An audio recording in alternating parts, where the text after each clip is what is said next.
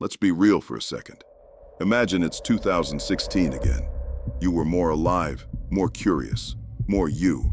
Life actually felt beautiful, didn't it? But now, most people walk around like zombies. They don't even realize. Nearly 10 years have disappeared since then. We've fallen into a trap, suffering on the inside, yet weirdly, enjoying the very thing that's quietly killing us. It's strange and exhausting. I felt that too.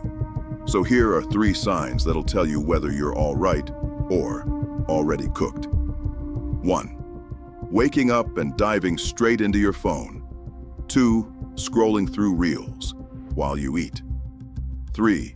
Using your phone, even in the toilet. These aren't just small habits.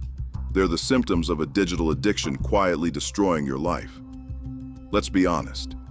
We need to fix this now, or it'll be too late.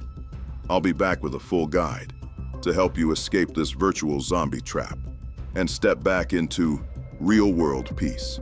Let's bring back that 2016 energy again. Until then, this is Thryve.